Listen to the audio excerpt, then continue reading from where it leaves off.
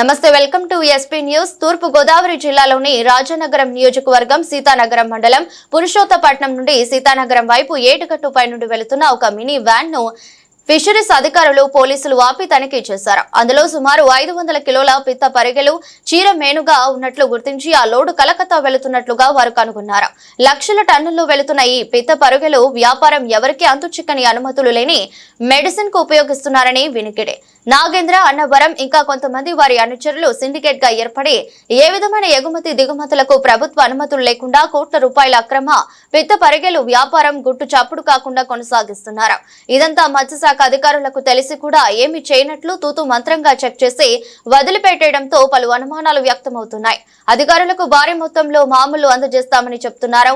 ఇప్పటికైనా మత్స్యశాఖ అధికారులు స్పందించి గోదావరి నది పరివాహక ప్రాంతంలో మత్స్య సంపదను గుడ్డు పిల్లలుగా ఉన్నప్పుడే నాశనం చేసి కోట్ల రూపాయలు కూడబెట్టుకుంటున్నారు. ఇప్పటికైనా దీన్ని అరికట్టే ప్రయత్నం మత్స్యశాఖ అధికారులు చేయాలని పలువురు కోరుతున్నారు.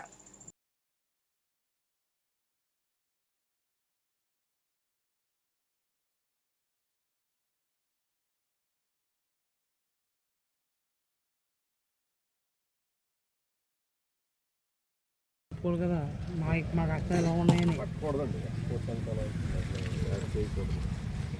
ఎట్లా సార్ ఎలా అవుతాట ఏదో 200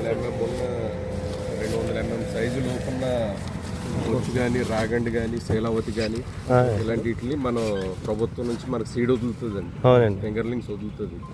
ఆ లోపల వాటిని మనం పట్టకూడదు. పర్మిషన్ లేదన్నమాట. మనకి లైసెన్స్ ఇస్తాం, గవర్నమెంట్ లైసెన్స్ తీసుకెళ్తున్నారు. చాలా కాలం తీసుకెళ్తున్నారు. అది రకం ఏంటనేది చూద్దాం అండి. Okay sir. మామూలుగా అయితే సీడ్ గీతకు లేదంటారు. Okay sir.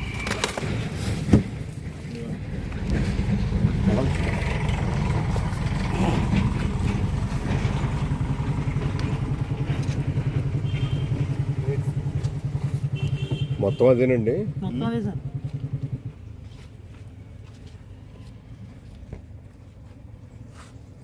ఒకసారి మీకు నమ్మకం పోద్దు.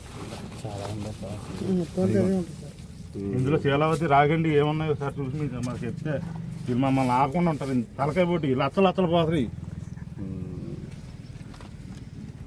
అబ్జెక్షన్ ఏం కాదండి ఇది. Okay sir. చిల్లర సరికి అబ్జెక్షన్ అన్నారా పేపట్రా అక్కడికి ఇదట్టుకు పేపట్టు.